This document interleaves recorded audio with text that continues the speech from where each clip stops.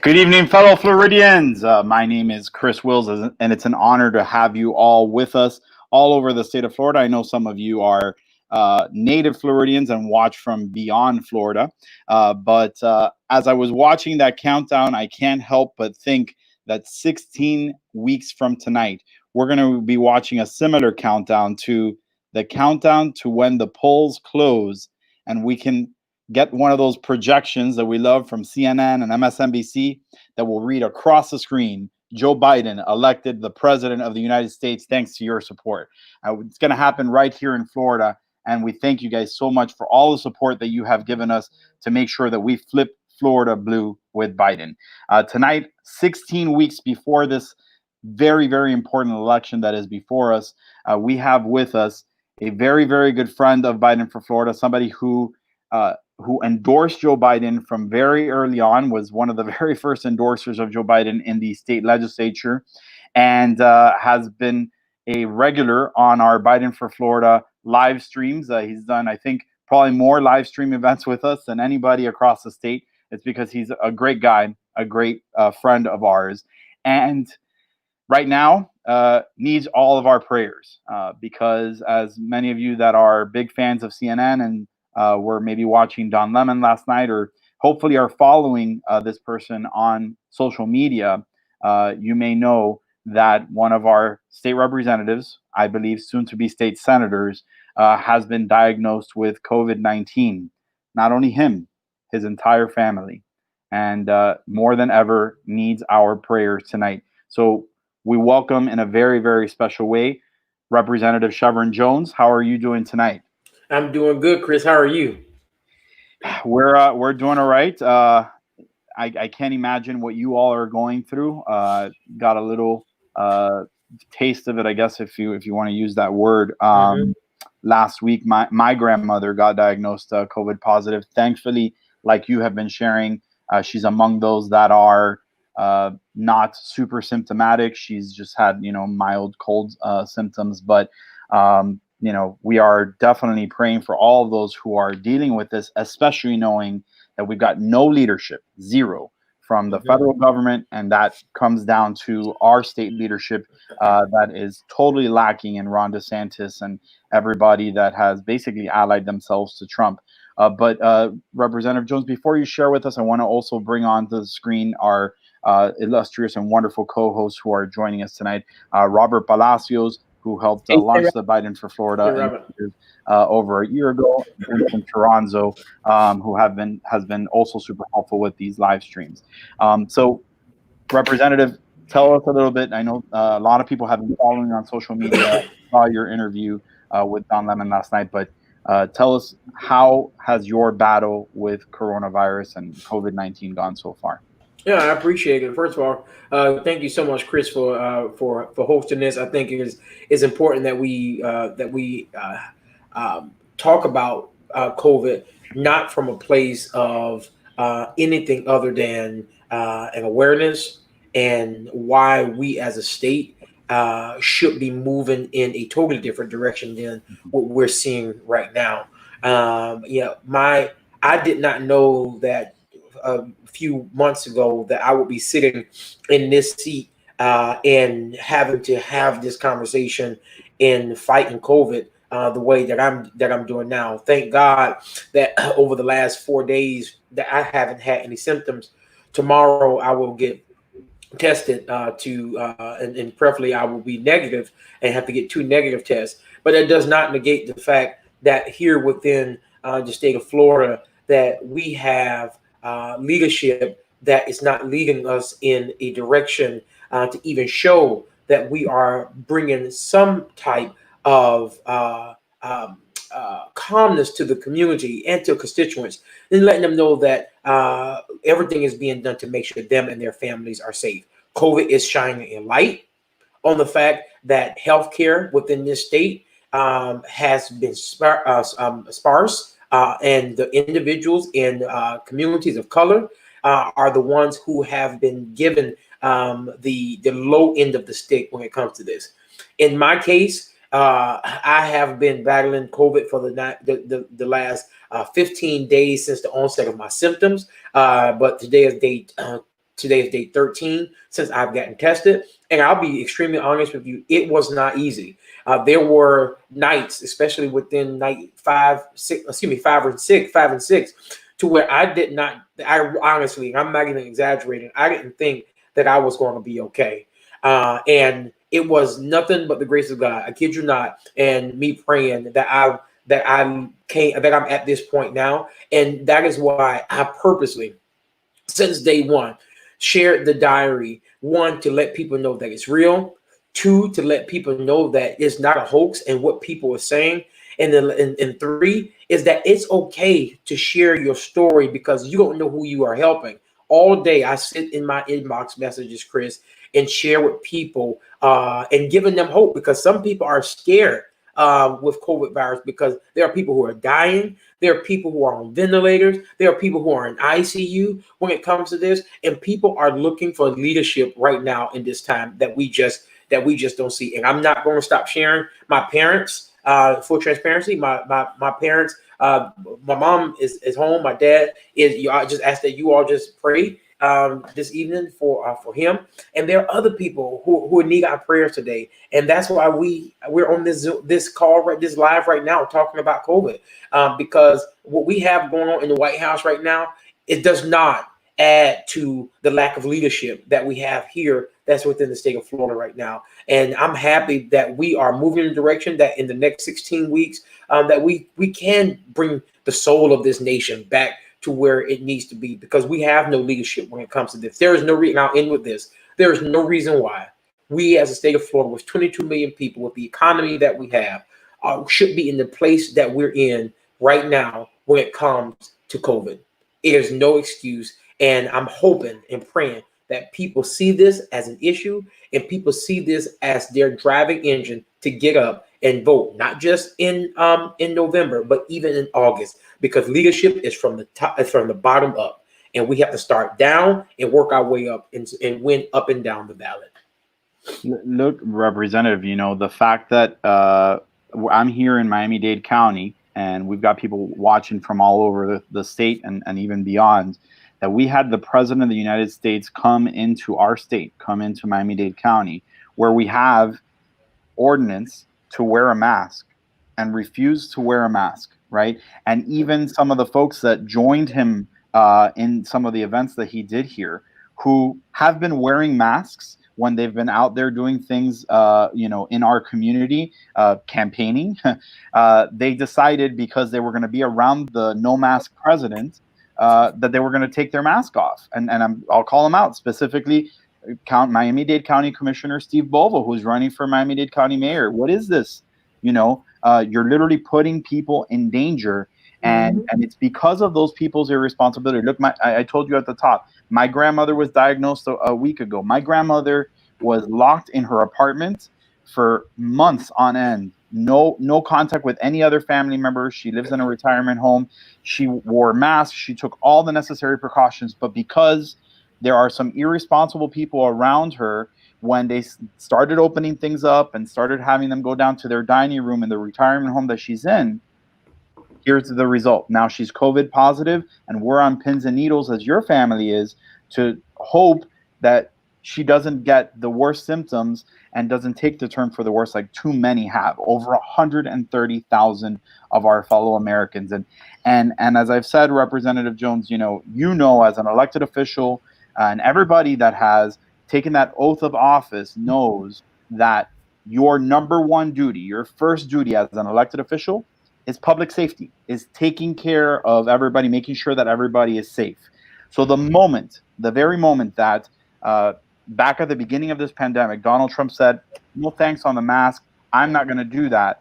And it took him, almost 6 months into this to wear it once because he was around our troops and they finally forced him to wear one.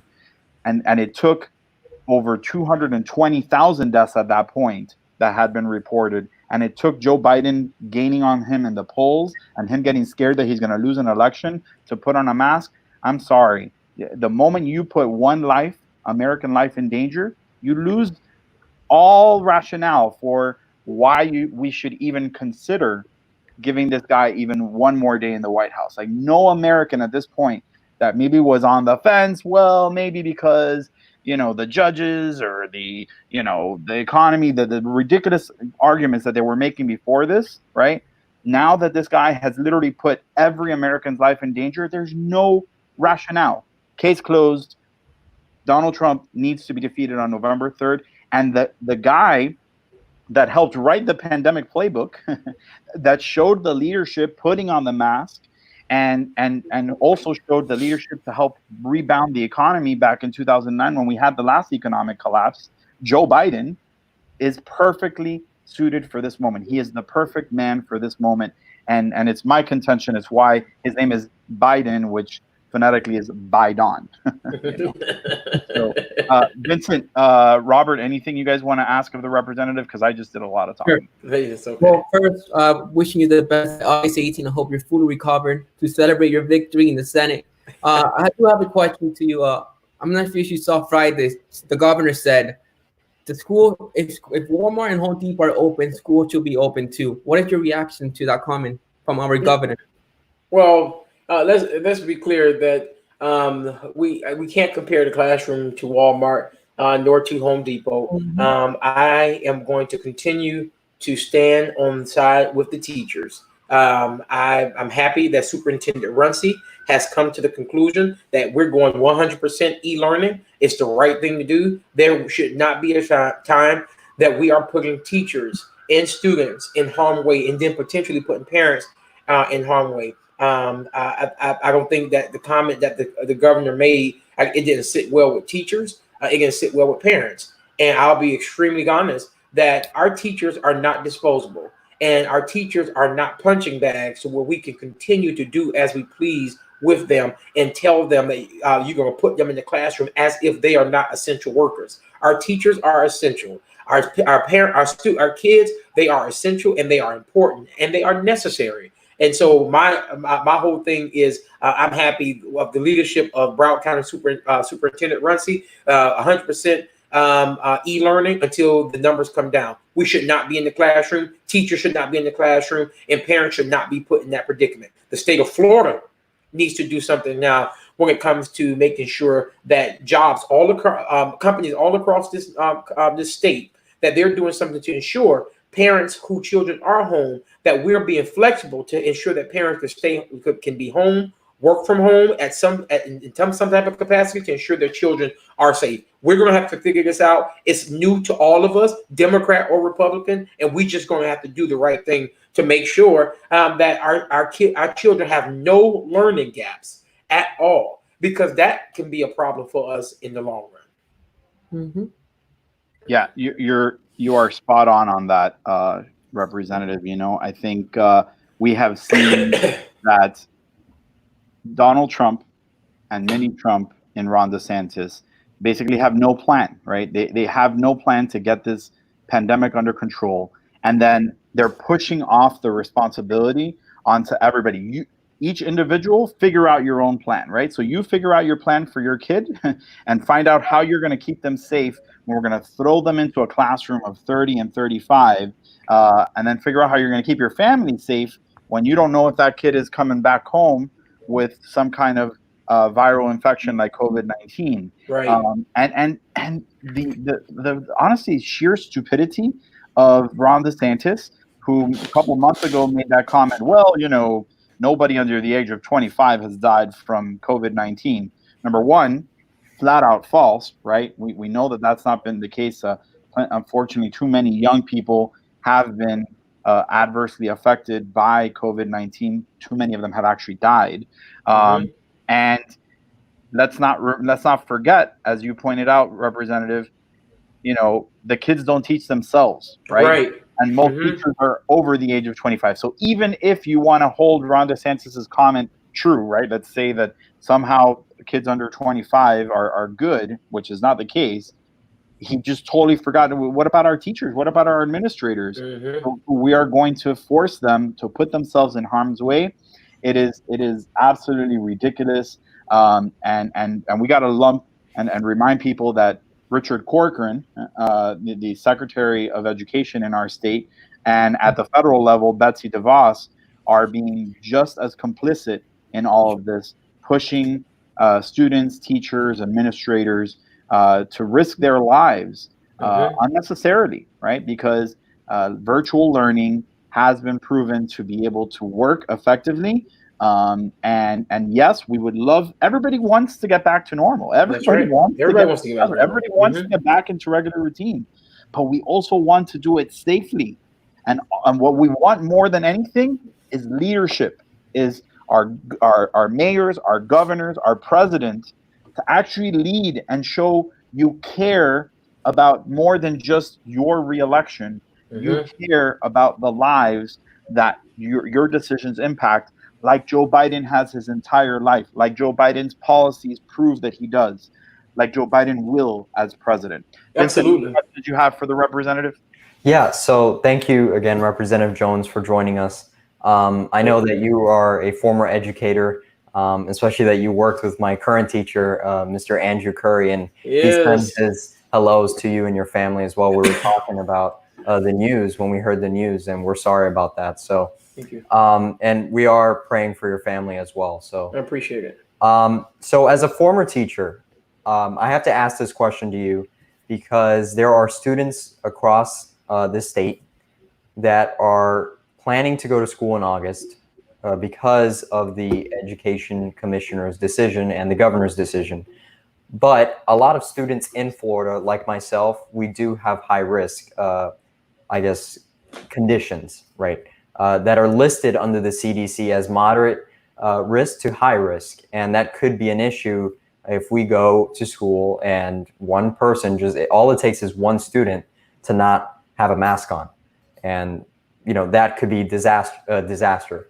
So what advice do you have to students and really anyone right now in this state or in this country that is a high risk person and might have to be in public again, either whether it means going back to work or going back to school, and being in direct contact with people? So what advice do you have for them? I want to direct my comments to the school administrators, because at the end of the day, the school administrators are the ones where that bulk start and stop.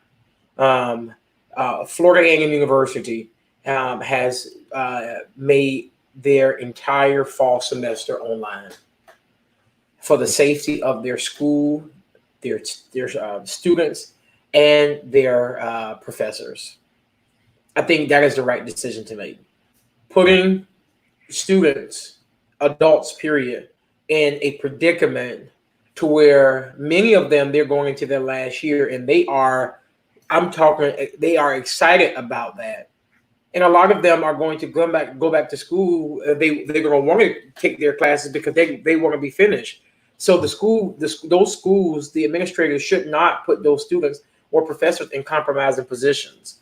And now, for those students who have underlying conditions, I'm hoping that those school administrators are also making accommodations to make sure that those students do not have to come to school and they can do e-learning and they make it as accessible as possible, because that is essential and they need to know that. So my advice to them is, one, that they need to push back on it.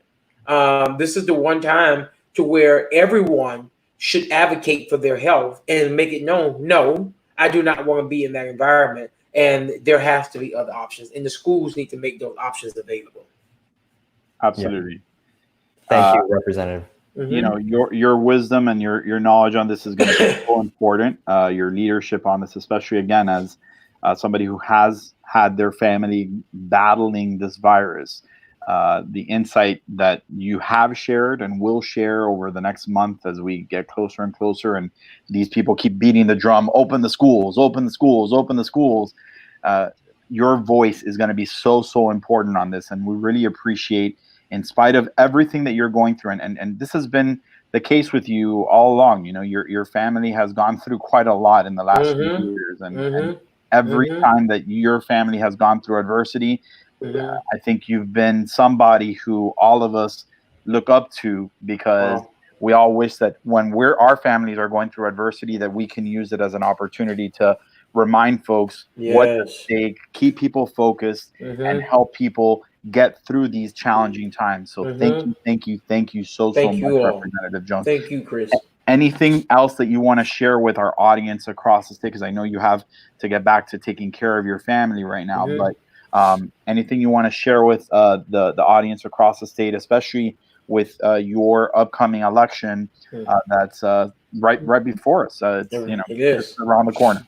Well, I first of all, Chris, Robert, and Vincent, it's always good to be in this environment and be in this space with you all. And Robert and Vincent, I'm very proud of both of you, and I mean that. And I'm looking forward to the future that you all are riding that wave and heavily. So I'm proud of both of you.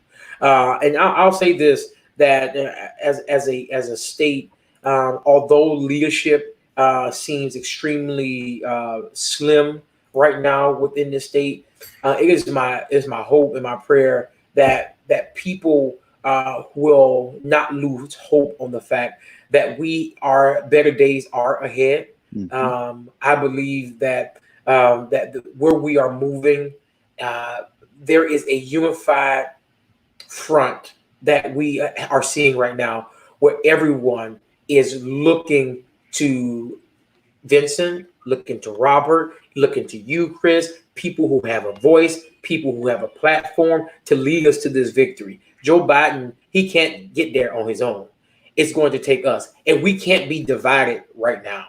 And more than ever, we have to be so close with each other. We can't infight. We can't be in a place to where we in our infighting, it is dividing us and not allowing us to move the agenda that we're trying to get for. I understand where Joe Biden is trying to go. I wouldn't have gone to caucus for him if I didn't believe in the work and who Joe Biden is. And so that's why I'm so excited right here in this moment. And so my thing to everybody is, we can't lose the faith and we can't lose hope, because better days are ahead of us, regardless of the leadership that we have right now. I thank all of you for your prayers, for myself, my family, and to every person who's battling COVID right now.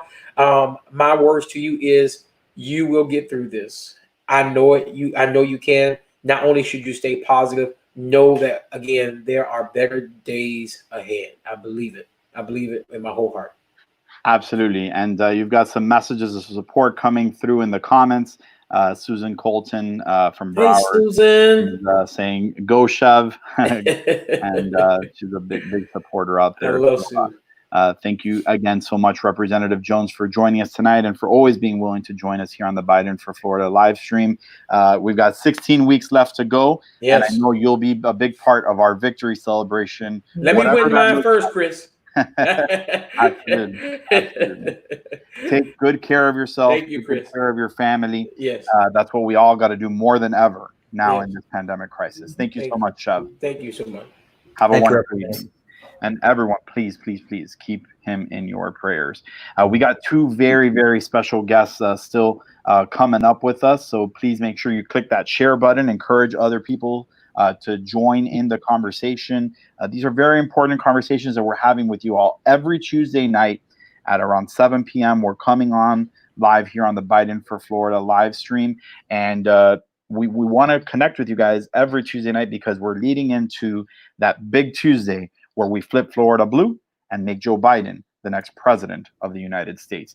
Joining us tonight, somebody who has been helping us on the ground with Joe Biden from the very beginning, and has been working to help students, teachers, administrators, educators of all kinds, and families across our community for many, many years, and is now running for Miami-Dade County School Board.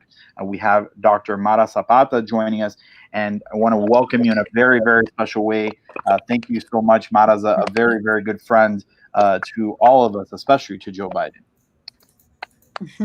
Yes, thank you so much. It's a pleasure to be here today, and happy to share and discuss this very critical time and issue before us. Absolutely, and you know, it's unprecedented times, and that's probably an understatement at this point, right? Mara, can you tell us a little bit about, as you're in this age of coronavirus, as challenging as it is to campaign, those connections that you are making with voters. What are they telling you about this issue that we were talking with Representative Jones about, that's front of mind for all of us, whether we have children in schools or not?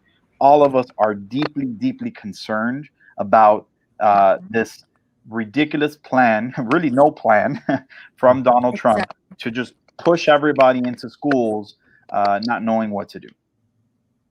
There is concern regardless of whether they're parents or not. I'm speaking, and I say speaking and at a distance with a mask on and trying to make contact, like from the people over at their door, and I'm on the sidewalk waving and having handed something to them. But even the older people are asking me when they see that I'm running for school board, ask me about the situation with the children and how this can possibly be a decision that, first of all, we've been made to believe originally that wasn't even going to be our decision locally. It was going to be a state level decision, which was really unbelievable to me and to so many other people. But there is huge concern. There is the needs of parents to have their kids go back, their work, and all of this that they're concerned about. But they understand the reality of, the kind of danger that it poses in terms of the virus for the children and for the families. Many of them have older grandparents. I mean, I'm hearing from so many people, even though it is so, because part of what I do also is I will leave a note at the door saying, I'm sorry I couldn't meet you personally. That would have been my preference, but I'm leaving this information for you. Here's my cell. I don't have a campaign phone. My cell phone is out to everybody. And so I'm getting calls from a lot of people, and I'm learning from them as well. I'm learning from them what their concerns are, and they're sharing stories with me that really make even more relevant, more urgent this issue and this crisis that we have when it comes to this idea of education and not really facing the reality of the pandemic, which is what seems to be happening in government right now. Like, let's make believe it isn't here. I'm not wearing a mask because it really isn't here. And that's ridiculous. I don't even have words. It's very hard to understand how it is that anybody could, just give Donald Trump and Trumpistas a pass when they're putting so many people in harm's way. It's just terrible. But it's more important than ever that we have great leaders like you and like Shevrin Jones and so many others on the ballot, and get you beyond the ballot into office, because we know no matter what happens in November, we've still got a lot of work to clean up the entire mess that Donald Trump and all his Trumpistas like Ron DeSantis and Richard Corcoran and so many others have done. Carlos Jimenez here in Miami-Dade County. We need to clean up a big mess that they have left for all of you behind. Robert, Vincent, anything you guys want to ask of Mara as we have somebody who is working hard out there campaigning on this very important election that's coming up before the November one now in August? Sure, Dr. Zapata, it's good to see you again. I am a big fan of you. Your resume speaks for itself. You're beyond qualified to be on the school board. My question to you is, if you were in the school board today, you were elected, what would you have done to address COVID-19 differently? Well, first of all, I would have given teachers a voice. I think from the beginning. I don't really see them very in the front lines in terms of these conversations. I have been appreciative of the superintendent having put a committee together of experts and people who could speak to this, but I didn't see a whole lot of teachers in the room, and that was disturbing to me. I just think that there's so many things to consider in the school board. People think of the school board as, what does the school board really have to decide? Well, the school board has a lot of decisions that are very important to every aspect of school. But right now, we can't afford to have someone in this seat who does not have the experience, who does not understand what's being presented to a school board member. I have over 30 years experience, and I've taught, I've done curriculum work, I've prepared teachers who are now in the field. A huge proponent of parental advocacy, empowering parents to understand how to navigate our school system, which is a wonderful school system that provides such opportunities as it should. But when you have decisions being made at the state level, like the ones that are being made now, they just lead me to think that, you know, are we looking at schools as the social structure that they represent, that social structure that can really provide equity and opportunity for everyone? Because right now, the decisions that are being made or are being proposed are going to affect those who are always affected in a way that leaves them with less choices. That includes children, the future of our country. It's just, I'm extremely passionate. I think this is extremely important, that our school board be a school board comprised of individuals that are not using that seat for a political, platform for something else in the future, but more so because they are people who are professionals, who are committed, and who understand the needs of the school system and understand the school system as a system that's supposed to provide opportunity for everyone. And in this time, we need to consider the varying needs of each of our families. They're very, very different. They're in very different situations. And one thing, if I just may just add, that hasn't been mentioned here, is that all of this that children have been experiencing is affecting them psychologically and mentally. And so they're going to come back to schools with their parents all super concerned with everything else going on, wearing a mask all day, and the teachers also concerned about whether the masks are going to stay on, if the child is going to, you know, how can they even learn? We talk about them learning. Let's look at the emotional state they're coming to us in. That's critically important as well. Mhm. And Absolutely. Vincent, Dr. Zapata is running for school board in Miami-Dade County, but up and down the state, all over the state, there are school board races in every one of the 67 counties of our state. And there are lots of local races like this that people need to be voting on. I know that folks in Broward County, where Vincent is, have already gotten their vote by mail ballots. Those that are in Miami-Dade County and other counties, they should be getting them in the days ahead. I think Miami-Dade County vote by mail ballots drop on the 16th, if I'm not mistaken, Dr. Zapata. Vincent, any questions that you have for Dr. Zapata, or what you're hearing from students like yourself and voters that are concerned about these local races as we look towards November, but are very, very concerned about this August election as well? yeah, I want to thank you, Dr. Zapata, for being here with us today, and thank you for explaining what you would do and the action you would take as a commissioner, a board member of the school board in Miami-Dade regarding COVID-19. And I live in Broward County, so we're also having school board races and local races as well. And Broward and Dade, we're very close, but decisions can change in an instant regarding how schools will go back to school, what process the school will take in order to teach children, whether it be virtually or in person or a hybrid sort of situation. But like you mentioned, and that was exactly what my question was going to be, you mentioned that students are being affected mentally with this entire pandemic. And whether it be that they don't have that support system that they have at school, whether it be through counselors or their teachers or their friends, or that maybe there's situations going on at home that they really can't control. So I wanted to ask you, as a school board member, if elected, how would you tackle those issues, and what can be done to address the issues that students are facing at home, whether it be issues, specifically situations at home within their family, or a mental issue that they're going through? Well, it starts with teachers. And I think that we have to support teachers in that understanding. I've worked a lot, many years preparing teachers, and I always tell teachers the behavior in the classroom is not the child.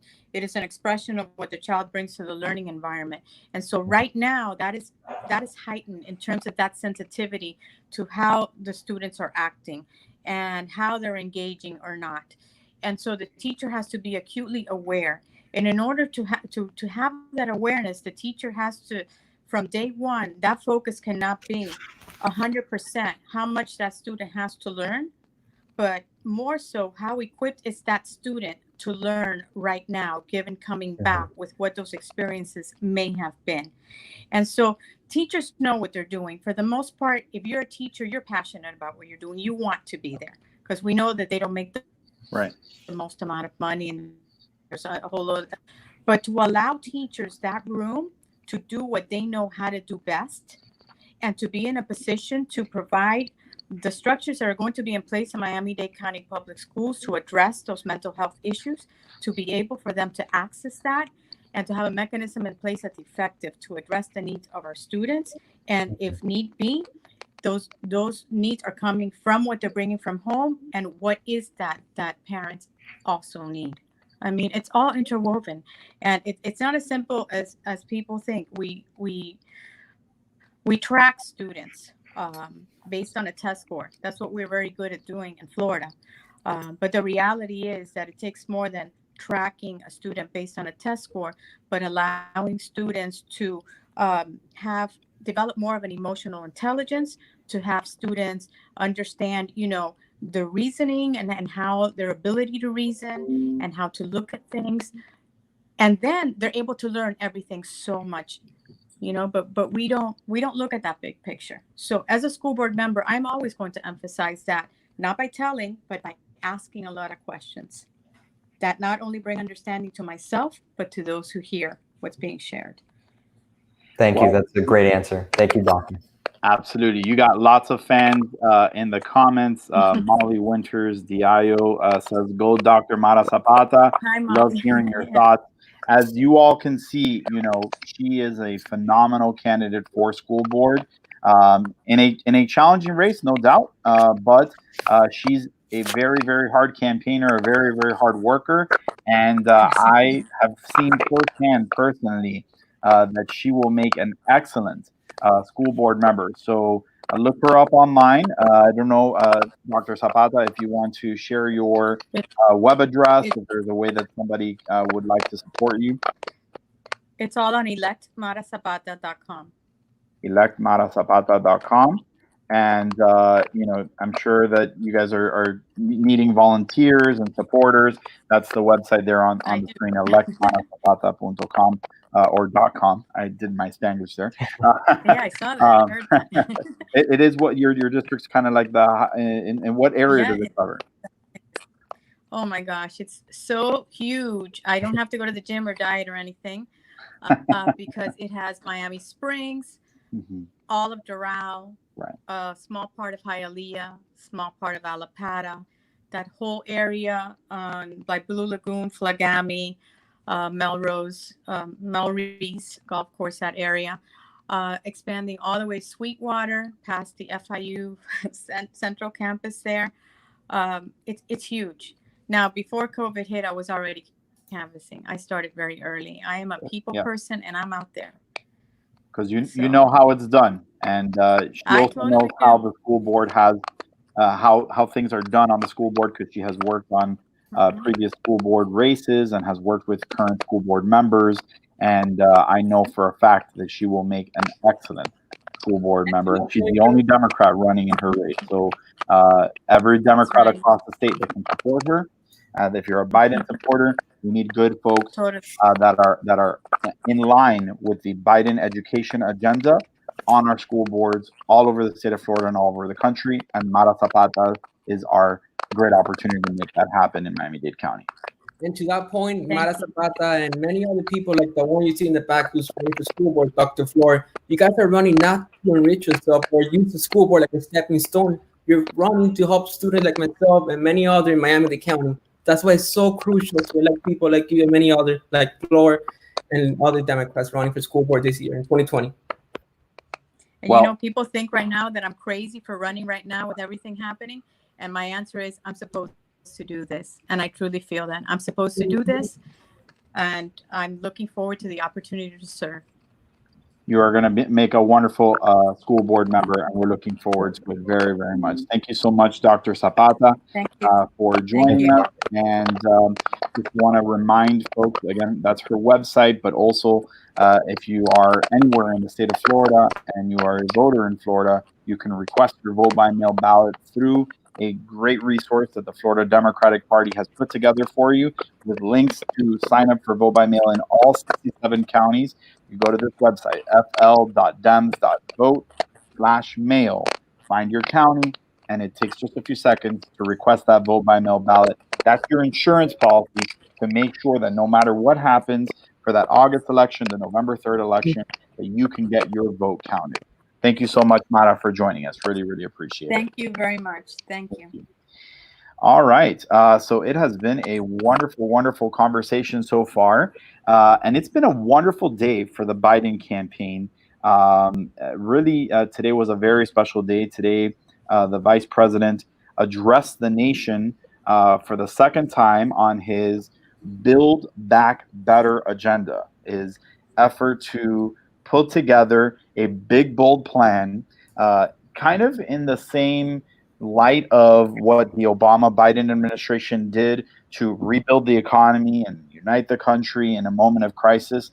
Well, that's what Joe Biden did today.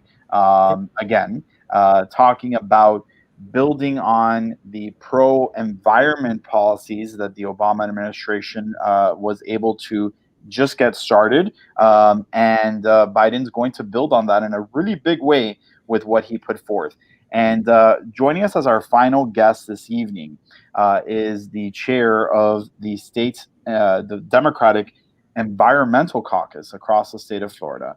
Dr. Janelle Christensen is joining us now. And you are in Southwest Florida, correct? I am. I'm in deep red Lee County, Florida. Well, we're going to flip that blue too. Why not? We are running Democratic candidates in the Florida State Legislature everywhere in Florida, every single corner, including here. And even in those areas that have historically been difficult to win. But we are really thinking that this is going to help Joe Biden and his environmental agenda, simply because it's elevating the conversation and motivating voters locally. And I just want to thank Dr. Zapata, because it really matters having our local candidates running. If we don't have that, then people feel disconnected. They don't feel like they have a personal relationship necessarily. And when there are people running for school board that they know, that there are people running for state legislature that they know, or county commissioner, then there's a reason to get out and vote, up and down ballot. So Dr. Zapata, and also I'm a mother of young children, and I've seen in this deep red county, we did flip the school board this last year, and it's made all the difference because there were weird laws coming down from the state legislature, and the state and our school board managed to buffer a lot of that and keep our children safer and make sure that the integrity of our science education stayed intact. And so it really matters. You know, people are just busy surviving and they don't understand how much it matters, but it really does. So thank you, Dr. Zapata, for running. Indeed. Yeah. And we want to talk about Joe Biden's proposal today, but I want to just jump on what you just started talking a little bit about, which was a big and very important and bold initiative that your caucus, the Environmental Caucus, took across the state to make sure that there was a Democratic candidate on the ballot in every single race across the state of Florida in the Florida legislature races. Florida House, Florida Senate, there's 120 House seats, 40 Senate seats. Half of the Senate seats are up this year. So you guys got, what was it, 140 people to run for office? Yes. So, I mean, I'll be honest, there were several people who are running. We had incumbents, and then we also had some folks who were running in highly flippable seats. But as of August, there were about 33 to 36 seats that were unchallenged by a Democrat. They were, could have been Republicans just waltzing right into office without a challenge. And also, this wasn't my idea originally. This is something that's been done before in Virginia.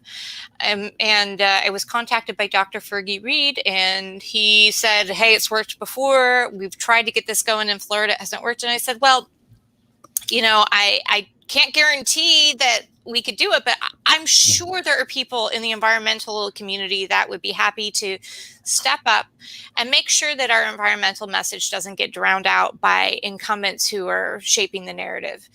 And I put out a call, and I couldn't believe the incredible response I got. And we really do have a great caucus with chapters all across the state.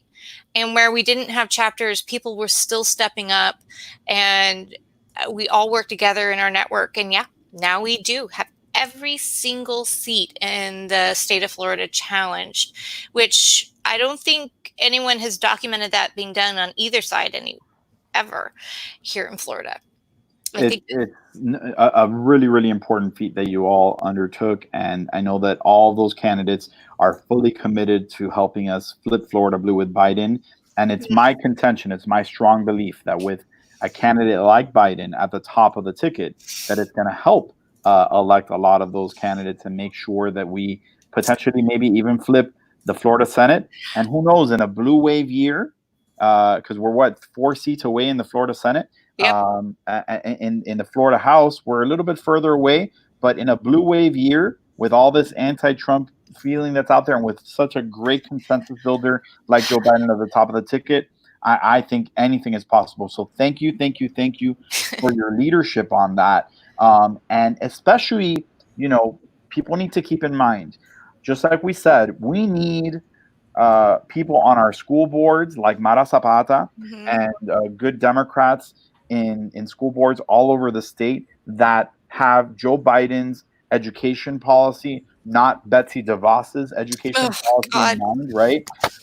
We need those folks. Makes me sweat. Yeah. And it's not just the humidity outside, Exactly. It's something really, really scary to think that even we flip Florida blue, we get Joe Biden elected, but then if you've got Trumpistas, on our scoreboards, in our state legislatures, especially with us here in Florida at the forefront of the battle against climate change, it's so important that we make sure that we get good people that understand that we need to have climate change as a top priority in all of our agendas. And that is precisely what Joe Biden did on the national level, the exact opposite of what Donald Trump has done in his presidency, taking us out of the Paris Accords, basically rolling his eyes every time somebody brings up climate change. Joe Biden's words today were, I think, perfect. He said, when Donald Trump hears the words climate change, he thinks hoax. When Joe Biden, speaking of himself, when he hears our next president, when he hears the words climate change, he hears jobs. And that's what his plan and his speech was all about today. Building on the Obama-Biden achievements and to build a truly green and clean energy economy. So as the state chair of the Environmental Caucus, what are your thoughts about this plan, and how excited are you hearing folks across the state of Florida being about? So excited. In fact, I mentioned how I had to spend a lot of time reaching out to people and trying to recruit for people to run. The people who were most likely to step up were younger people who never thought of themselves as experts. And they were people who were excited about things like the Green New Deal and its potential and wanted to make connections between that and what's happening in Florida. And Joe Biden has created an opportunity for them to translate that. And that's what a lot of these folks are, is they are translators, and they want to be able to use what Joe Biden's vision and translate it specifically to the communities in which they live. So it's a very exciting time because they are eager to help bring it out to their communities. And they stepped up simply for that, even though they know they're running in really tough districts that have been strongholds for Republicans, safe seats for Republicans. They said, I'm going to run anyway to make sure that people know that there are other options, that it doesn't have to be this way, that we have a little bit of time to reverse some of these problems, and your health and your property values, the entire economy depends on it. Because what we're seeing right now is a microcosm of what climate change is going to bring. And you can either use it as embrace the challenge and create jobs and opportunity, or you can deny it and let it drown you. Yeah. And unfortunately, our current administration has allowed us to drown in denial. And we're seeing how that helps our economy and our livelihood and our loved ones. And climate change is going to be similar, but on a much bigger scale. So we have a choice. And these young folks are out there letting people know they have a choice. And that's exactly the point. People like Robert, like Vincent, young people get this better than anyone because they're going to have to live with it. Young people's future, right? Like these older generations that haven't taken care of the climate change issue, haven't really taken care of our environment and our planet as well as they should have. They're having Robert, Vincent, and all the generations that come inherit all of these problems. So I'm going to be quiet for a little bit, which is kind of tough for me, as some people know, and let Vincent and Robert, ask any questions that you guys have of the statewide chair of the Environmental Caucus for the Democratic Party. What she has such a wealth of information on these environmental issues, and as Joe Biden makes it clear, this is going to be a big part, front and center, of not only his campaign but of his administration. What are your guys' thoughts? What are your guys' questions for Dr. Janelle Christensen? First of all, thank you, Doctor, for being here with us. I really appreciate everything you're doing, as chairman of the Environmental Caucus. And I just have a question in regards to how people think in Florida, right? Because there are a lot of people that believe that either climate change is a hoax or I guess there's only two ways to see it. And that's, people think it's a hoax or people think it's one of the most dangerous issues in our lifetime, if not the most, right? And I just want your opinion on how we can persuade, independent voters that are undecided, how we can persuade them that Joe Biden's plan, because we have young people out there like myself saying that this is a very big plan that he put out, Joe Biden. And, especially there might be some people that will call it too radical somehow, just to label it as too radical, or in a way, label it socialist or communist, when really it's just about saving the earth, right?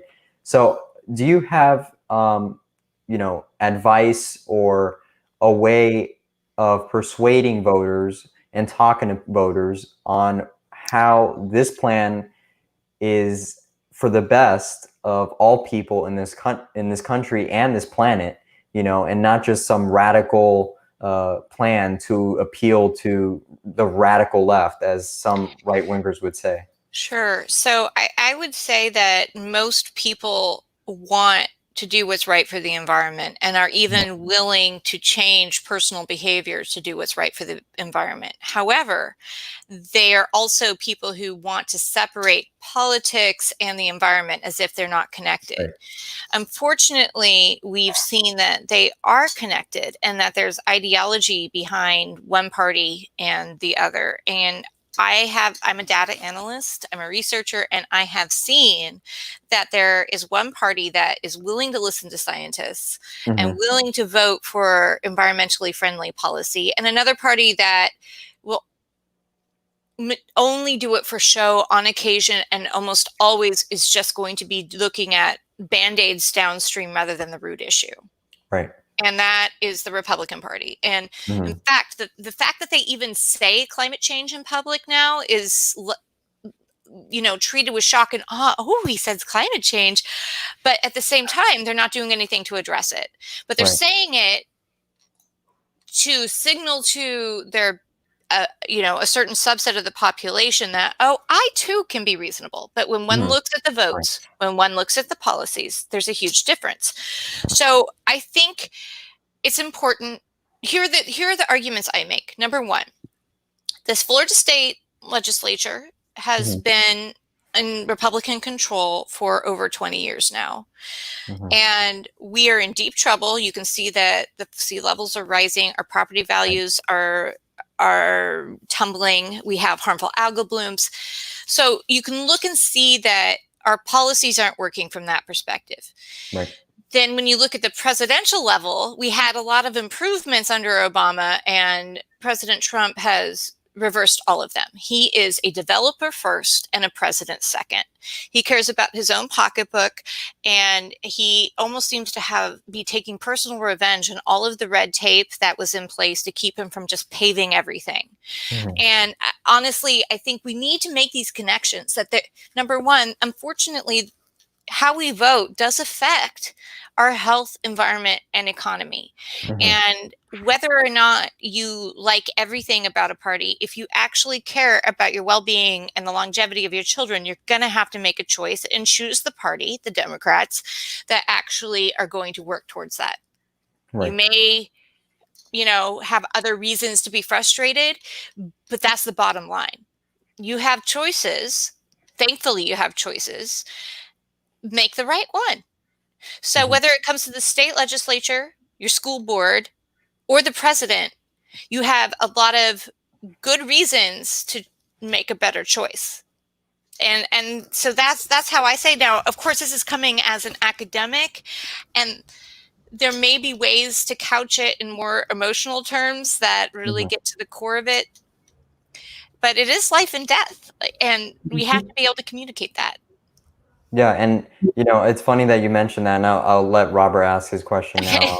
No, you go on, Vince. Yeah, but as I said, these people on the right, or conservatives or Republicans, will say that these plans are radical, but at the same time, you have people on the left saying that they're not radical enough, or either Joe Biden makes this plan have the details that I want in it, no matter how beneficial it can be, or I don't vote, or I vote third party, or, I vote for Trump, which is always a step back rather than a step forward. Yeah. And I appreciate you addressing that as well, because that is very important for people to know and realize that, there's only one way to think about this, and that's voting for the best candidate, no matter what issues there are.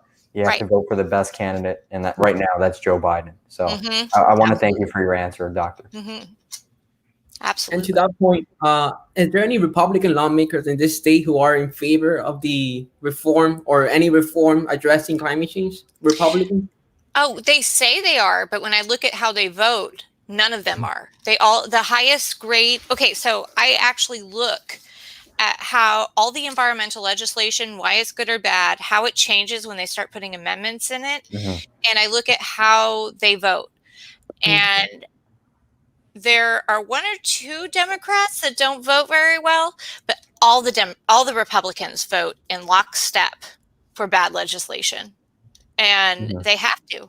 There's a mechanism within their party to be able to control the votes in such a way that they're gonna vote in lockstep. Whereas the Democratic Party, you see a lot more variation in votes. I think that reflects our diversity.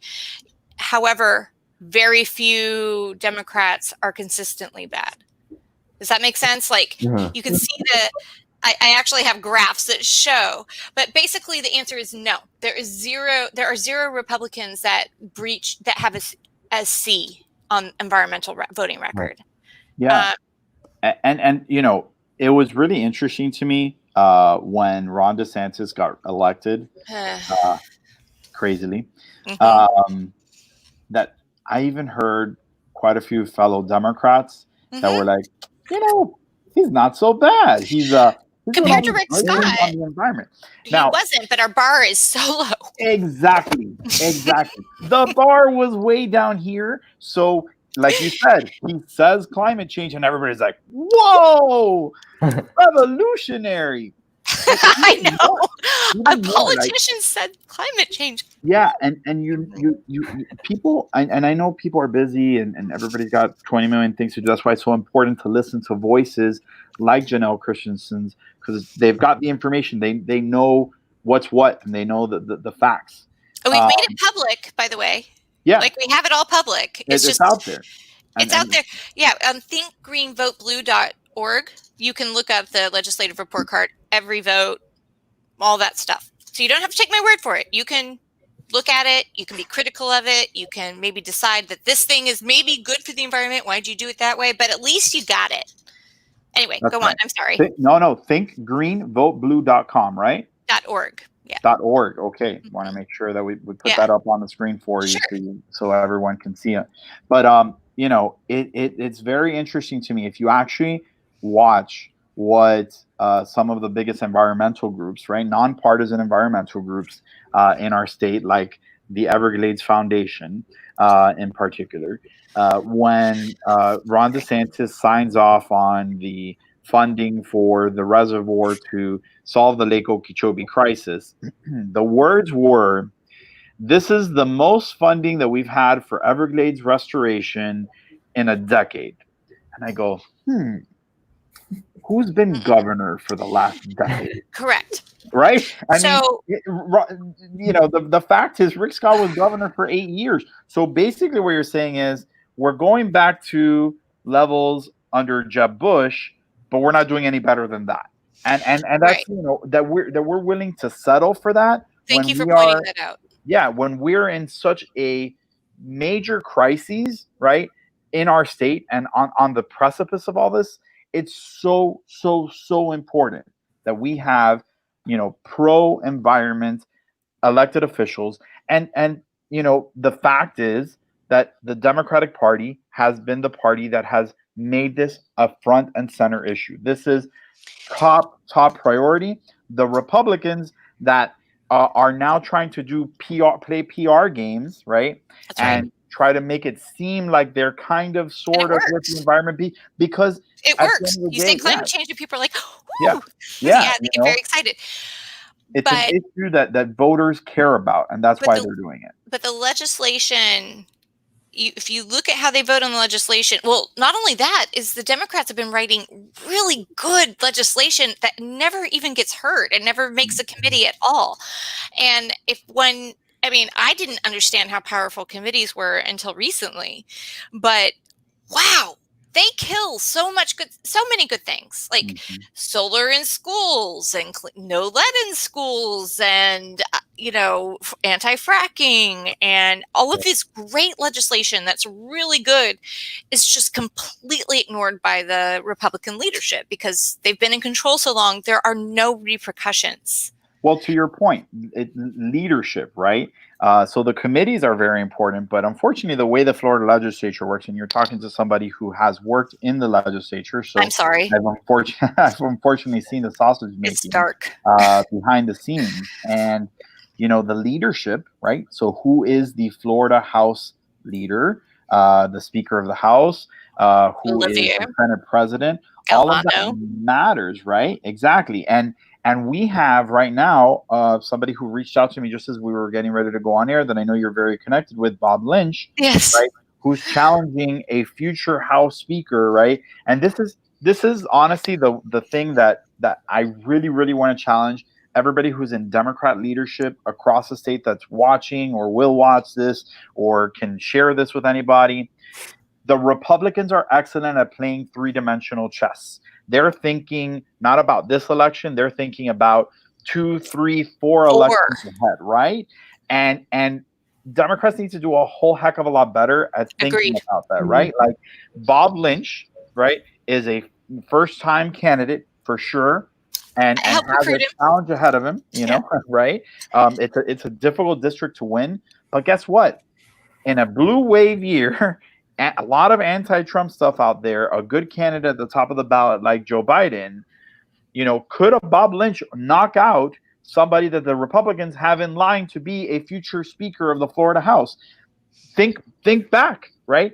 had Democrats identified Marco Rubio early on and taken him out, to make sure that he had no future in politics before he became House Speaker, we wouldn't have all the, spineless decisions that Marco Rubio keeps making time and time and time again, siding with Donald Trump. So this is what we need to be thinking about, thinking strategically. How can we make sure that we're not only winning on the ballot November 3rd, but we're winning for good candidates in August, winning on November 3rd, and looking forward to 2022 and all the elections that come subsequently after that. Well, we are very fortunate. Bob Lynch is running in 116, as you mentioned. We also have somebody who has a strong Sierra Club background, Ricky Junqueira, running in 118. I mean, like, we are just so fortunate to have a really strong slate of candidates. And though some of them are first-time candidates, I think this is the time to do it. I even told some people, I'm like, look, it can be hard. Democrats are people who are knocking on doors all the time, hours of your time. We can't do that right now. If you're going to try, now's the time to try. You can balance this a little different. So it's a very interesting time. Bob Lynch, I think I first approached him about being a donor for something and getting him involved. And he ended up being this candidate, the perfect candidate to challenge this future Speaker of the House. And he's just like, I'm having none of it. It's really a lovely thing to watch. You're absolutely right.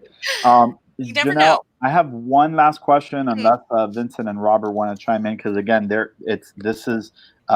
I'm increasingly doing my best to make sure that they are the faces of Biden for Florida, because nobody wants to be looking at this face through November 3rd. I've got great passion for this, and I love talking. So. Shut me up if you ever want to. But Robert asked you about, Republicans, right? And bringing them over, or even, and I think Vincent also talked about, bringing over independents that, this issue is important to them, and how we can bring them over. But I have a really important question for us tonight too, that we have to contend with. The reality that Joe Biden has done a lot of work to unify the party. And a lot of people are looking at today's rollout of this, Build Back Better plan, fully embracing the importance of a clean economy as a continued effort to unify the party for those that were maybe concerned about him not having an ambitious enough, plan to combat climate change in the primary. I always said from the beginning that, in politics, in elections, packaging matters, labels matter. Unfortunately, that's just the reality. And I told folks, what Joe Biden understands is we need to take all of the goals that we are trying to accomplish as those that understand that climate change is an existential threat to our future. We need to take those goals and package them in a way that people, number one, understand clearly, that it's simple enough for people to get, right? And number two, that it's something that people say, wow, that's something that's really great for our future, and I can super get on board with that, and that it has a broad-based coalition. And in my opinion, that's precisely what he's done with this Build Back Better plan today. Absolutely. And I think it's really up to Vincent and Robert and some of these candidates to translate that for Florida specific. Your communities better than, Joe Biden's the overarching leader, but you are local leaders, and you need to translate this into terms that your community can understand. Right. So I hope that you get in contact. Several of the candidates that are now running for office started out as chapter chairs or, leaders in their communities and are now running for office, because even though they didn't feel like, they were the experts necessarily, but they're stepping up right now, and they are translating and they are communicating. And I hope you speak to some of them. Like, we actually have a group of young leaders who are now running for office that are, some of which are 21 years old, which is the minimum. Like that's the youngest you can be to run for office in the state legislature. And they are working on a Green New Deal for Florida. So they were started to look at the Green New Deal and look at what might be translatable for Florida. How can we make this work here? What might need to be tweaked a little bit? And same with Biden's platform and his environment. And I have to say, like, from the beginning, one of the things our caucus did was look at all of the Democratic candidates, and we had a whole grid, and we were looking at different elements of each thing. And Biden was very strong from the beginning. And so the fact that he's really drilling down and listening, this is the time to speak up. This is the time for you to talk to people and say, what's important to you? And make sure that it reflects what's important to your community, because, there's a lot of white women involved in the environmental movement. We need to make sure that there's more diversity, because we aren't necessarily the people who are affected the most. We're just comfortable enough that we can make a scene. We need to hear the voices of everyone. And that needs to be promoted much more than mine. Right. Well, you're a great voice of this. Robert, Vincent, any other last questions? To anyone who's watching, maybe seeking office, do you guys endorse candidates seeking office for 2020?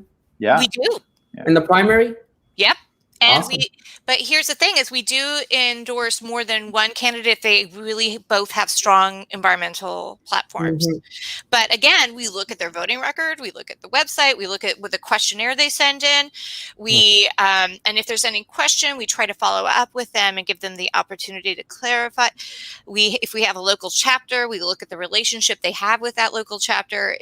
I have a really amazing volunteer team that's doing endorsements, so thank God it's not all on me. But really, they're doing a great job, and they are. Yeah. So if you know somebody who's running for office, for the state legislature, statewide, they do endorsements at the state level. If there's a local chapter, they do the local county commissioner, the school boards, and things like that. So. Thank you. Sure. Awesome. Vincent, any last questions? No, I have no questions. I think you answered them all. You were very informative, and I thank you again, Doctor, for coming on our live stream and discussing the issues that are very important, not only to young people, but people all across this country and of all ages, and especially in this state, where Florida's seen almost as a swing state right now. And definitely is. I do hope that, Joe Biden sweeps this state without any issues, because I really think that, as long as we work hard, we can elect Joe Biden by winning him Florida. So I just want to thank you again, Doctor, for coming on. And if you have any last comments, go ahead, and, I won't interrupt you or anything. So no, I just before you say those last comments, I just want to change what Vincent said. He said we can flip Florida. I think that just like Barack Obama's slogan was, yes, we can. I say, yes, we will, right? Yes, we will. Yeah. We will flip Florida blue. We will make Joe Biden our next president. And I give the last word to you, Dr. Sure. I just want to say, y'all are field organizers, whether you recognize it or not yet. And I think each of the candidates we've recruited are field organizers. Like, that's a skill set and community organizer is a skill set. Well, guess what? We all have to do that right now. And Obama did recognize that, and he managed to empower people. And we can't forget that. Like, this is on us, and especially the younger generation who's been told they're not experienced enough or what have you, but you are. We need you. This is the only way we're getting out of this mess. So, thank you. And I'm grateful to all of you who've ever considered running for anything. You gotta try it once. And thank goodness there were people who are willing to try it this year, because I really do believe that's going to make the difference. Whether they win this time or not, they're making the difference, and that can change lives. Yeah, absolutely. Sure. Thank you for your leadership. We really, really appreciate it. And as we tell everybody, we've got, we're doing our countdown all the way till November 3rd. Today's 16 weeks till the election. We hope you'll join us again sometime over the next 16 weeks. But most importantly, that you'll be in this space from beginning at around 7 p.m. on election night, where we're going to celebrate Joe Biden taking Florida blue and being our next president. Let's make sure that, I just hope all voting machines and votes are counted correctly. My goodness, this has been a rough state to be in. Let's make sure that doesn't happen. Voter protection. Thank you, Florida Democratic Party, for all you're doing on voter protection. They've been doing a really good job. No more of that. Dr. Janelle Christensen from the Democratic Environmental Caucus of the state of Florida has joined us tonight, and please send our love to everybody, every one of your caucus members across the state, and we will be in touch quite a few times over the next 16 weeks. Thank you. Excellent. All right, bye. Thank you, Doctor. And we were talking with her, guys, specifically because of this address that Joe Biden delivered today. I know a lot of people were watching. Thankfully, the press actually picked it up and carried it. Too many times they haven't done that. But I know there's a lot of folks out there that haven't seen it. So I wanted to make sure to share that with you all tonight so you can see Joe Biden's words for yourself and hear the message that he had to share with the American public as he continues sharing his big Build Back Better agenda for America. Here's Joe Biden in his own words, and we're going to share that with you all tonight, right now.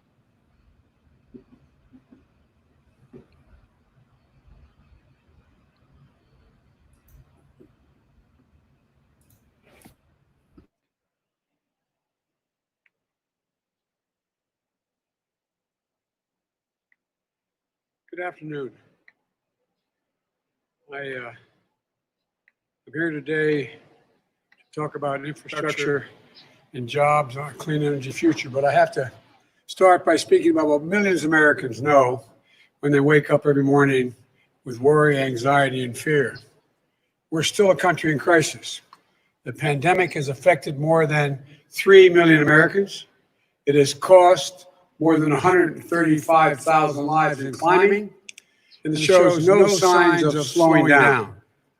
In just the last few days, 19 states reported record cases, including Florida, which saw more than 15,000 new cases in a single day.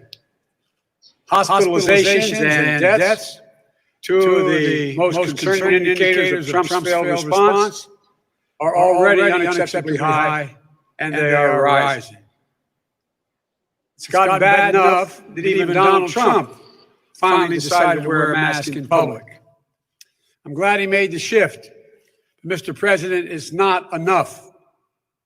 We won't be able to turn the corner and get American people back to work safely without presidential leadership.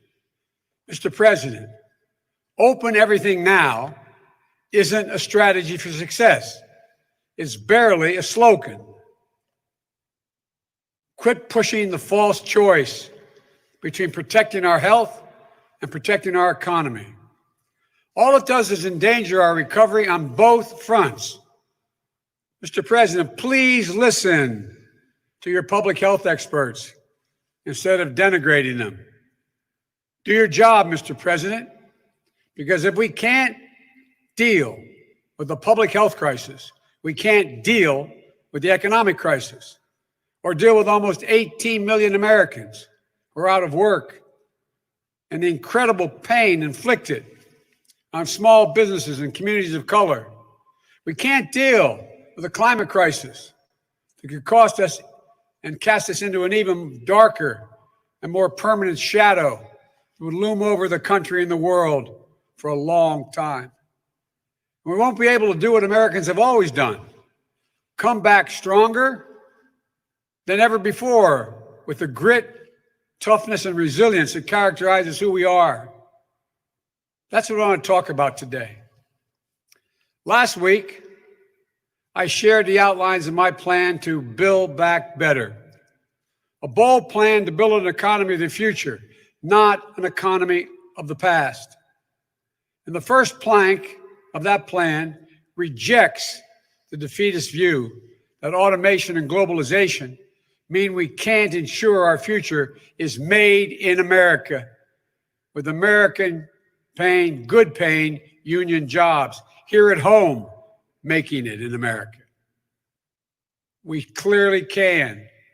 Today, I'm here in Wilmington to talk about a second plank, how we can create millions of high-paying union jobs by building a modern infrastructure and a clean energy future. These are the most critical investments we can make for the long-term health and vitality of both the American economy and the physical health and safety of the American people. Even if we weren't facing a pandemic and an economic crisis, we should be making these investments anyway. 1 in 5 miles of our highways are still in, quote, poor condition, according to the American engineers. 10,000, actually tens of thousands of bridges are in disrepair and some on the verge of collapse, presenting a clear and present danger to people's lives. Tens of millions of Americans lack access to high-speed broadband. To get our people to work and our kids to school safely, to get our kids to market swiftly, to power a clean energy revolution in this country, we need to modernize America's infrastructure. Despite this overwhelming need, this president and the Republican Congress have simply failed to act. There's no other way of saying it. To continue to break the promises they've made to the American people. Donald Trump promised a big infrastructure bill when he ran in 2016. He promised it again in 2017, and then in 2018, and again in 2019. And now he's promising one again. Seems like every few weeks, when he needs a distraction from the latest charges of corruption in his staff or the conviction of high-ranking members of administration and political apparatus, the White House announces, quote, it's infrastructure week. How many times have you heard him say that? But he's never delivered. He's never really even tried. Well, I know how to get it done. In 2009, President Obama and I inherited an economy in free fall, and we prevented another Great Depression. We enacted the largest infrastructure plan since President Eisenhower's interstate highway system, not only creating good paying jobs, but improving the safety and security of people on our roads. We made the largest investment in clean energy in history of the United States of America, $90 billion. And it put us on a path toward a thriving, clean energy economy, powering new economic growth, and reducing energy costs. Here we are now with an economy in crisis, but with an incredible opportunity, not just to build back to where we were before, but better, stronger, more resilient, and more prepared for the challenges that lie ahead. And there's no more consequential challenge that we must meet in the next decade than the onrushing climate crisis. Left unchecked, it is literally an existential threat to the health of our planet and to our very survival. That's not up for dispute, Mr. President. When Donald Trump thinks about climate change, the only word he can muster is hoax. When I think about climate change, the word I think of is jobs. Good paying, union jobs that have put Americans to work, making the air cleaner for our kids to breathe, restoring our crumbling roads and bridges and ports, making it faster, cheaper, and cleaner to transport American-made goods all across the country and around the world. Jobs to build and install a network of 500,000 charging stations along our existing and new highways that we build across this country, which not only will help America and the American automobile industry lead the world in manufacturing with electric vehicles, it will also save Americans billions of dollars over time in the cost of gasoline for their vehicles. Jobs that lay the lines for the second great railroad revolution, which will not only slash pollution, will slash commute times and open up investment in areas connected to metropolitan centers for the first time. When Donald Trump thinks about renewable energy, he sees windmills somehow causing cancer. When I think about these windmills, I see American manufacturing, American workers racing to dominate the global market. I see the steel that will be needed for those windmill platforms, towers, and ladders that can be made in small manufacturers like the McGregor Industries. I was up in Scranton last week. I see the union trained and certified men and women who will manufacture and install it all. I see the ports that will come back to life, the longshoremen, the shipbuilders, the communities they support. When Donald Trump talks about improving efficiency by retrofitting lighting systems with LED bulbs, remember what he said? He said he doesn't like LED because, quote, the light's no good. I always look orange, end of quote. The light's no good. I always look orange. When I think about energy retrofitting for lighting, I see the incredible projects like the one right here in the Chase Center. I see small businesses like Preferred Electric that design and install award-winning energy conservation measures, reduce consumption of electricity, and save businesses hundreds of thousands of dollars in energy costs per year. I see master electricians and union workers who went through union apprenticeships, who start off good wages and quality benefits that only grow from there. These investments are a win-win-win for this country, creating jobs, cutting energy costs, protecting our climate. That's why today I'm releasing my plan to mobilize millions of jobs by building sustainable infrastructure and an equitable clean energy future. In my first 4 years, we're going to give 4 million buildings all across this country the same energy makeover that you get here at Chase, the Chase Center. It's going to create at least 1 million jobs in construction, engineering, and manufacturing in order to get it done. It's going to make the places where we work, we live, we learn, healthier, improving indoor air quality and water quality. It's going to save tens of billions of dollars in energy cost over time. That's all real. We're not just going to focus on commercial spaces, though. We're going to give direct support to help families do the same thing for their homes. We're going to offer cash rebates and low-cost financing to upgrade energy and efficient appliances and windows, improvements that will cut their monthly energy bills and over time save them thousands of dollars a year. We're going to make a major investment to build 1.5 million new energy-efficient homes, and public housing units will benefit from communities, all the communities, 3 times over by alleviating the affordable housing crisis, by increasing energy efficiency, and by reducing the racial wealth gap linked to home ownership. Last week, I talked about using the purchasing power of the federal government to reinvigorate domestic manufacturing. That's what we're going to do with the American automobile industry as well.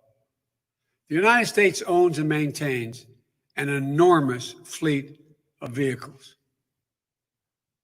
And we're going to convert these government fleets to electric vehicles, made and sourced right here in the United States of America, with the government providing the demand and the grants to retool factories that are struggling to compete. The U.S. auto industry and its deep bench of suppliers will step up, expanding capacity so that the United States, not China, leads the world in clean vehicle production.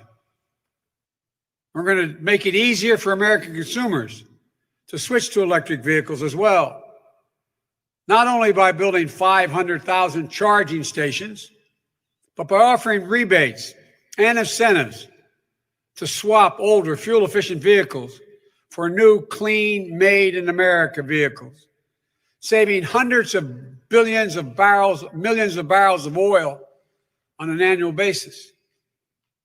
To Together, this will mean 1 million new good-paying jobs in the automobile industry, its supply chain, and the associated infrastructure needed to get it done. We also know that transforming the American electrical sector to produce power without producing carbon pollution and electrifying an increased share of our economy will be the greatest spurring of job creation and economic competitiveness in the 21st century. That's why we're going to achieve a carbon pollution-free electric sector by the year 2035. We need to get to work on it right away. We'll need the scientists at the national labs, the land-grant universities, the HBCUs, to improve and innovate technologies needed to generate, store, and transmit this clean energy. We need the engineers to design them, the workers to manufacture them. We need iron workers and welders to install them. We'll become the world's largest exporter of these technologies, creating even more jobs. We know how to do this. Our administration rescued the auto industry and helped it retool, made solar energy the same cost as traditional energy, weatherized more than 1 million homes, and we'll do it again, but this time bigger and faster and smarter. And as we do this work, we need to be mindful of the historical wrongs and the damage that American industries have done in the 20th century, inflicting environmental harm on the poor and vulnerable communities, so often Black and brown and Native American communities. Polluted air, polluted water, toxins raining down from communities that bore the environmental and health burdens, but shared none of the profits. Growing up, breathing that in every day, it's poison. It's partly why there are such incredible rates of childhood asthma in Black and brown communities. Why Black Americans are almost 3 times more likely to die of asthma-related causes than white Americans. It's Cancer Alley in St. James Parish in Louisiana. That's the cancer-causing clusters along Route 9 right here in Delaware. And that's why today I'm also releasing a State of the Environment Justice policies that build on my existing plan. This is an area of incredible opportunity for economic growth for our country, but we have to make sure that the first people who benefit from this are the people who were most basically hurt by it historically in the last century by the structural disparities that exist. I'm setting a goal to make sure that these frontline and fence line communities, whether in rural places or center cities, receive 40% of the benefit from the investments we're making in housing, in pollution reduction, in workforce development, in transportation, across the board. We're also going to create jobs for people by cleaning up the environmental hazards that have now been abandoned. You saw the front page of the Times 2 days ago. All these places that are going bankrupt, except for the benefit that's going millions and millions of dollars going to the CEOs. More than 250,000 jobs right away to do things like plugging millions of abandoned oil and gas wells that exist all across the country, posing daily threats to the health and safety of our communities. We're going to hold accountable those CEOs and corporations that benefit from decades of subsidies, then just walked away from their responsibilities to these communities, leaving the wells to leak, pollutants to continue to spew, greenhouse gases flowing into the air and the water. We're not only going to repeal those subsidies, we're going to go after those golden parachutes the CEOs gave themselves before declaring bankruptcy to make sure that workers receive the benefits and retirement they were promised. Let's create new markets for our family farmers and our ranchers, a new modern day civilian climate corps to heal our public lands, to make us less vulnerable to wildfires and floods. Look, these aren't pie in the sky dreams. These are actionable policies that we can get to work on right away. We can live up to our responsibilities, meet the challenges of a world at risk of a climate catastrophe, build more climate resilient communities, put millions of skilled workers on the job, and make life markedly better and safer for the American people all at once and benefit the world in the process. The alternative? Continue to ignore the facts, deny reality, focus only on technology of the last century instead of inventing the technology that will define this century. It's just plain un-American not to. This is all that Donald Trump and the Republicans offer. Backward-looking policies that will harm the environment, make communities less healthy, hold back economic promise, while other countries race ahead. It's a mindset that doesn't have any faith in the capacity of the American people to compete, to innovate, and to win. It's never been a good bet to bet against the American people. And when you do, it will exact a deadly cost. I know better. I know you do as well. I know what the American people are capable of. I know what American workers can accomplish when given the room to run. I know the climate change is a challenge that's going to define our American future. I know meeting the challenge will be a once-in-a-lifetime opportunity to jolt new life into our economy, strengthen our global leadership, protect our planet for future generations. And if I have the honor of being elected president, we're not just going to tinker around the edges. We're going to make historic investments that will seize the opportunity and meet this moment in history. We're going to get to work delivering results right away on day one. We're going to reverse Trump's rollbacks of 100 public health and environmental rules, and then forge a path to greater ambition. We're going to get back into the Paris Agreement, back into the business of leading the world. We're going to lock in progress that no future president can roll back or undercut to take us backward again. Science requires a timetable for measuring progress on climate that isn't 3 decades or even 2. Science tells us we have 9 years before the damage is irreversible. So my timetable results is in my first 4 years as president.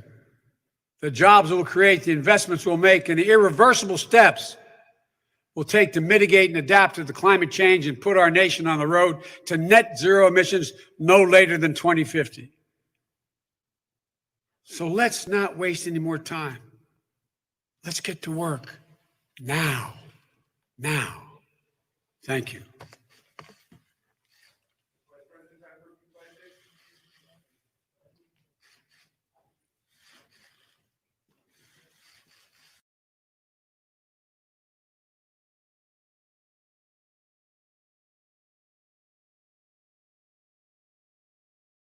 It's the values we pass around the kitchen table that we remember all our lives. The values that Joe Biden has fought for all his life, he learned around his own family's kitchen table. His parents taught him about the dignity of work, that when you're knocked down, you get back up. That success means looking at your child and realizing they turned out better than you. These are the values that built this country. They help us push for progress and bring us hope in our darkest moments. Today, people are hurting, scared, and angry. But to heal this kind of suffering doesn't take brute force. It takes empathy and understanding, a belief in dignity, resilience, and the American dream. That's what Joe Biden's family taught him all those years ago. And it's why he'll fight as hard for your family as he does for his own. That is Joe Biden and our next president of the United States. What do you think, Robert? What did you guys think of that amazing speech? Oh, hang on. Go ahead, Robert. You're on.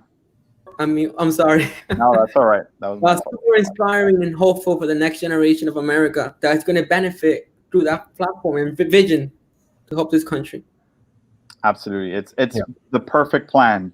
for this moment in history. And speaking on that, organizations like the Sunrise Movement are coming out, in support of this plan. And that's how you know that this is a really progressive plan. Knowing that an organization that would essentially, rate Joe Biden at a low percentage in terms of climate change are now rating him at a higher percentage. And they're realizing that, this election is not a game. It's between Joe Biden and Donald Trump. And they're very different people. Donald Trump does not believe in climate change. And, Joe Biden does. And not only does he believe in it, but he knows that we have to address the issues at hand. And some may call this plan, radical or progressive, and it is progressive, but it's a practical progressive plan, right? And at the same time, he acknowledges that we need to bring back jobs in the United States. And that is sometimes mainly a Republican talking point, bring back jobs to the US. But really, it's not a partisan issue. It shouldn't be, at least. Jobs need to be brought back to the United States. We can't outsource jobs anymore because we're hurting when we do that. Having China develop most of our consumer products in this country should not be normal. We should be developing these products here at home and bringing these jobs back to our country. And I believe that Joe Biden is the person to do that, because he and Barack Obama, they knew how to recover this economy. They knew how to fix it, and they did bring back jobs to the United States. No matter what people say in terms of the economy got better because of this and that. No, really, it was the Obama-Biden administration that brought back these jobs and brought our economy back to its glory. Leadership matters. Yep. Biden is, to me, the bounce back kid, right?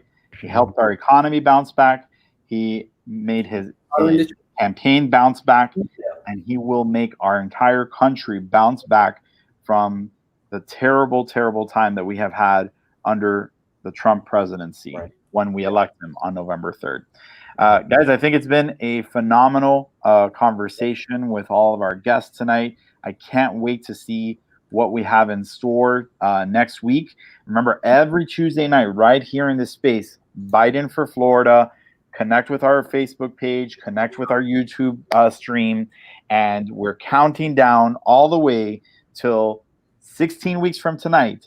Together in this space, we will cheer on Joe Biden officially being projected as the president of the United States. Now, doesn't that have a nice ring to it? 46. That's right. That's right. POTUS 46. And I got to thank Vincent and Robert for all the amazing work that you all have done. Robert building up the Biden for Florida team and the social media pages that you guys see all over Facebook, Twitter, and Instagram. Make sure you follow us everywhere. Vincent with all these amazing graphics. All of you guys so phenomenally talented. Robert also putting out great memes on social media that you guys like and share, and everybody's pulling together in this age of coronavirus pandemic to get Joe Biden's message out there. We need your help, though. Keep amplifying it, like it, share it. Most importantly, comment on it. That's how these algorithms work, right? The more comments get shared on a post, it means people are interested in commenting and talking about it. So Facebook shows it to more people. So comment, share, like, and most importantly, vote. All right. August 18th. Thank you guys so much. Have a wonderful evening, and let's together we will flip Florida blue with Biden. That's right. Thank you, everyone. Bye. We will never forget them, nor the last time we saw them, as they slipped the surly bonds of earth to touch the face of God. Those who are lost now, their legacy must be our lives. I can hear you, and the people who knock these buildings down will hear all of us soon. Amazing grace. I am dispatching thousands and thousands of heavily armed soldiers. We dominate the streets. I won't traffic in fear and division. I won't fan the flames of hate. It's time to pick up our heads. Remember who we are. This is the United States of America. Oh, what's it called?